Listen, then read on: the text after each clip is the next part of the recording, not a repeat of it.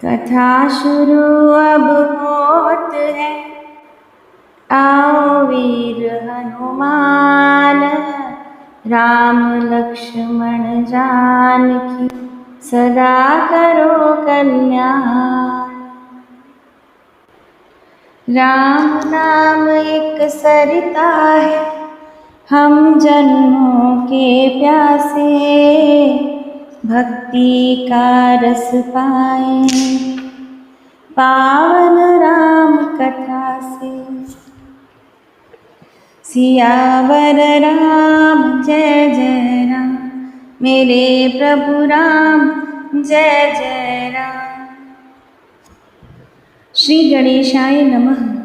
श्री जानकी वल्लभो विजयते। श्री रामचरितमानस द्वितीय सोपान अयोध्या कांड।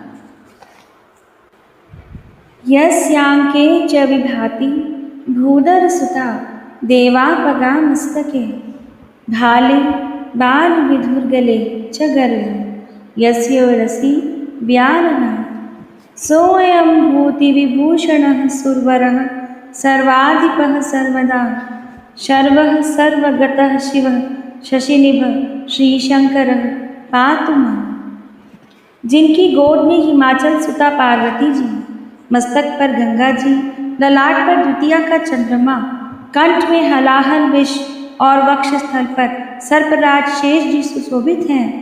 वे भस्म से विभूषित देवताओं में श्रेष्ठ सर्वेश्वर, संहार करता, भक्तों के पाप नाशक, सर्वव्यापक, कल्याण रूप चंद्रमा के समान शुभ्रवर्ण श्री शंकर जी सदा मेरी रक्षा करें। प्रसन्नतां या न गताभिषेकतस्तथा, न ममले वनवास दुःखतः, मुखाम्बुज श्री रघुनंदनस्य मे सदास्तु सा मंजुल मंगल प्रदा।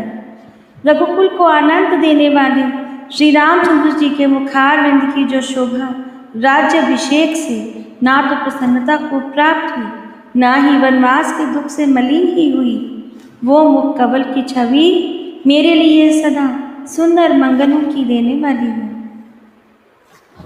नीलांबुज श्यामल कोमलांगन, सीता समारोपित वाम भागम।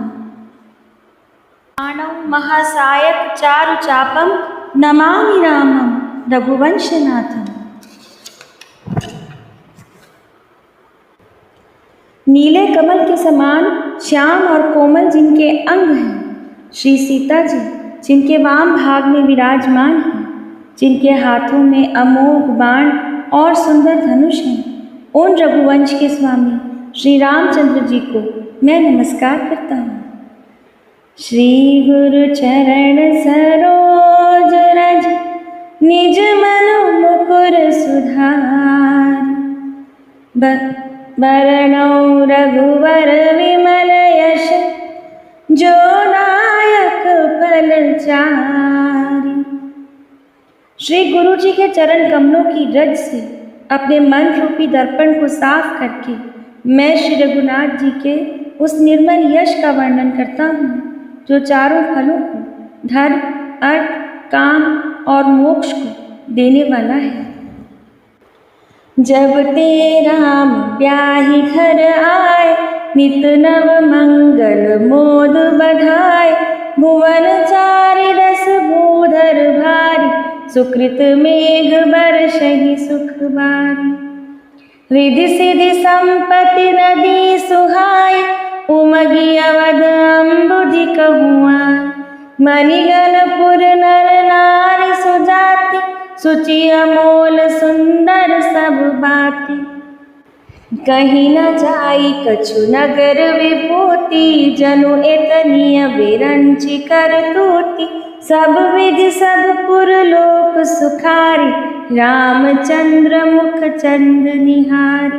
मुदित मातु सब सखी सहेली, फलित बिलो की मनोरथ बेली। राम रूप गुणशील स्वभाव, प्रमुदित होई देख सुनि राम। सबके उर अभिलाष रस, कहि मनाई महेश। आप अछत जुबराज पद, राम ही देव नरेश। सियावर राम जय जय राम, मेरे प्रभु राम जय जय राम। जब से श्री रामचंद्र जी विवाह करके घर आए, तब से अयोध्या में नित्य नए मंगल हो रहे हैं और आनंद के बधावे बज रहे हैं। 14 लोक रूपी बड़े भारी पर्वतों पर पुण्य रूपी मेघ सुख रूपी जल बरसा रहे हैं।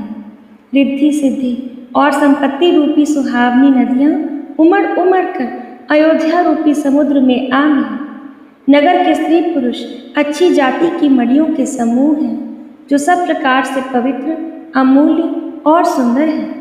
नगर का ऐश्वर्य कुछ कहा नहीं जाता। ऐसा जान पड़ता है मानो ब्रह्मा जी की कारीगरी बस इतनी ही है। सब नगरवासी श्री रामचंद्र जी के मुख चंद्र को देखकर सब प्रकार से सुखी हैं। सब माताएं और सखी सहेलियां अपने मनोरथ रूपी बेल को फली हुई देखकर आनंदित हैं। श्री रामचंद्र जी के रूप, गुण, शील और स्वभाव को देख सुनकर राजा दशरथ जी बहुत ही प्रकार से आनंदित होते हैं। सबके हृदय में ऐसी अभिलाषा है और सब महादेव जी को प्रार्थना करके कहते हैं कि राजा अपने जीते जी श्री रामचंद्र जी को युवराज पद दे दें।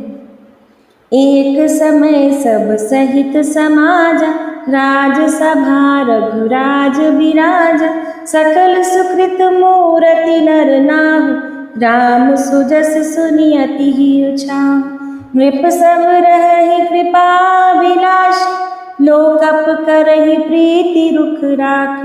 त्रिभुवन तीन काल जग माय, भूरि भाग दशरथ सब नाहि। मंगल मूल राम सुत जासु, जो कछु कही यथोर सब तासु। राय सुभाए मुकुर कर लीन, बदन बिलोकी मुकुट सम कीन्हा। श्रवण समीप भय सित केसा, मनहु जरठ पनस उपदेसा। नृप जुगराज राम कहूँ देव, जीवन जन्म लाहु किन लेहु। यह विचारो रानी नृप, सुदिन सुअवसर पाए। प्रेम पुलकित तन मुदित मन, गुरहि सुनायउ जाय।